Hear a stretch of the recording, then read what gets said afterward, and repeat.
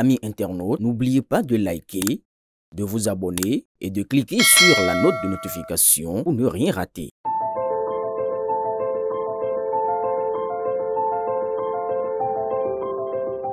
Il faut dire que c'est un processus qui a commencé à Moël-Bénin depuis le dernier congrès ordinaire du parti, qui a eu lieu les 2 et 3 septembre 2023. Congrès à l'issue duquel nous avons sorti une résolution sur les élections générales de 2026. Nous avions dit à l'époque que, s'agissant de l'élection présidentielle, que le parti ne présenterait pas à l'interne un candidat et s'alignerait sur la candidature de la mouvance parlementaire et présidentielle.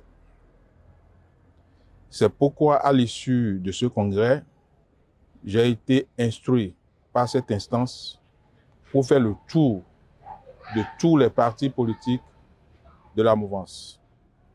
J'étais d'abord à l'UPR, ensuite à Renaissance nationale et enfin au Bloc républicain, où nous avions retenu d'adopter une démarche unitaire pour affronter ces élections-là. Parallèlement à ça, courant le mois de juin 2025, j'ai mis en place un comité technique, intellectuel et stratégique pour voir à l'échelle de la mouvance présidentielle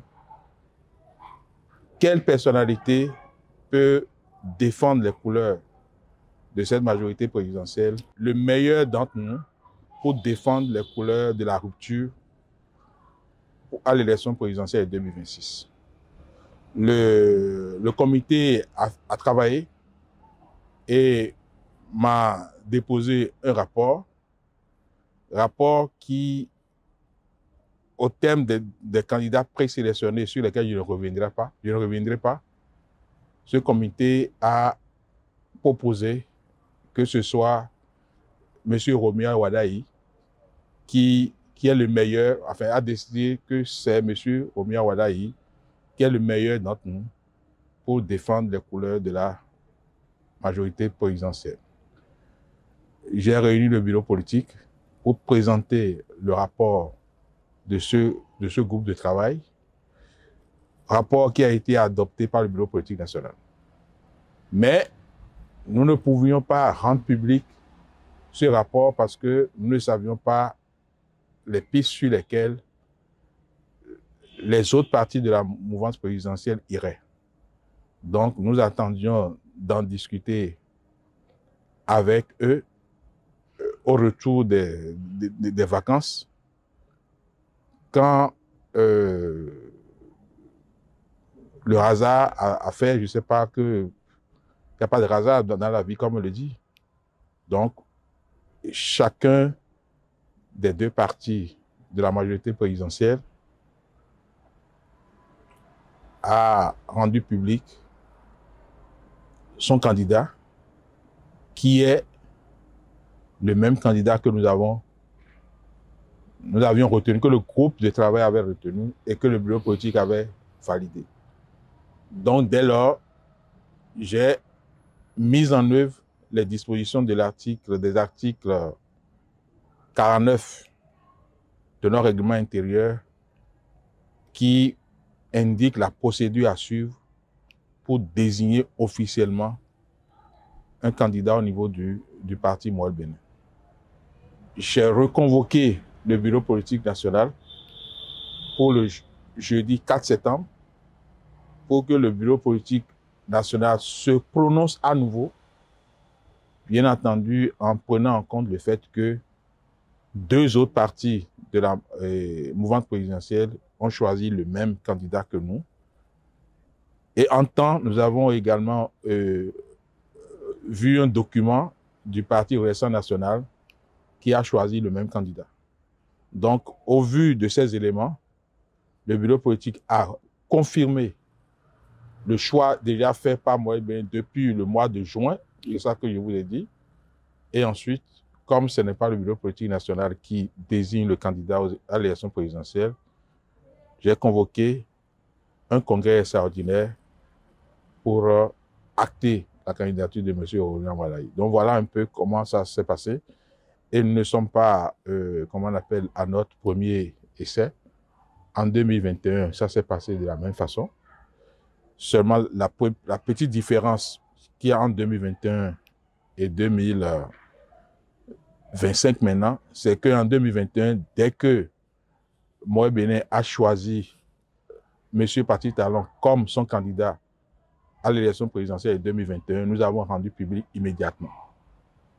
Cette fois-ci, en tenant compte du contexte, nous avons voulu attendre un peu, voir dans quel sens les autres partis de la mouvance iraient avant de sortir leur décision pour ne pas aller en porte-à-faux par rapport à la décision que le Congrès avait déjà prise les 2 et 3 septembre de ne soutenir que le candidat de la mouvance présidentielle.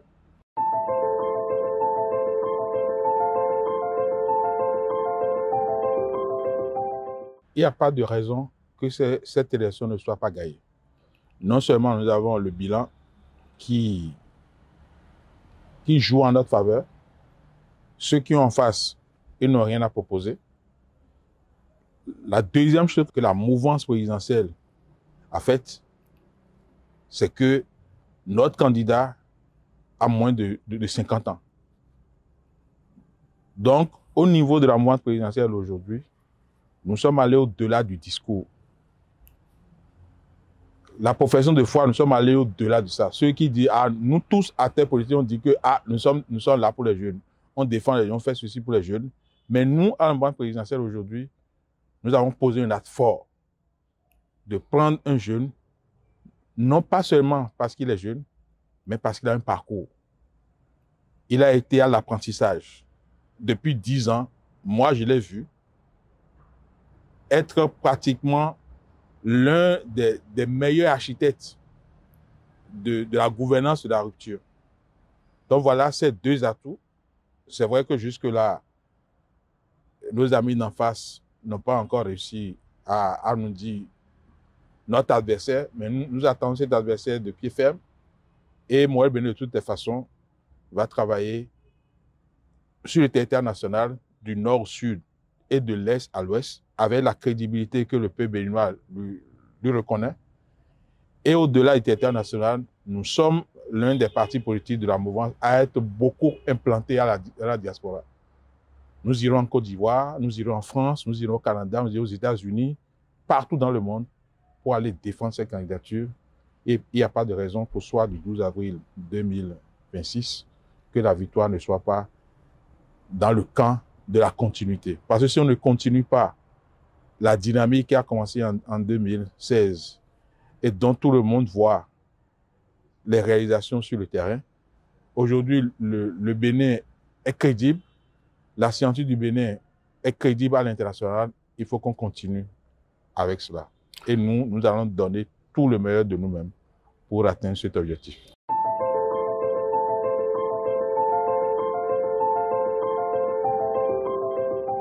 C'est une porte ouverte que je vais ouvrir.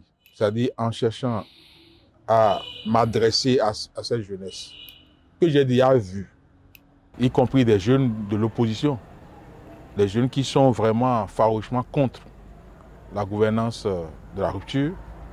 On les a vus. J'ai vu Habib à Arandessi, par exemple, qui a déclaré pratiquement son soutien au candidat Romia Wardai. Et beaucoup de jeunes, je leur dis simplement de regarder l'homme, de regarder son parcours, de regarder le fait qu'il est l'un des meilleurs architectes de la transformation positive de notre pays depuis 2016 et de faire le geste qu'il faut. Parce que pour moi, de mon observation, il est le candidat le mieux placé pour prendre en compte les aspirations de la jeunesse parce que lui-même, il est jeune. Il n'y a personne, plus qu'un jeune, de régler les problèmes de la jeunesse. Et c'est Romia Wardai qui est capable de faire ça.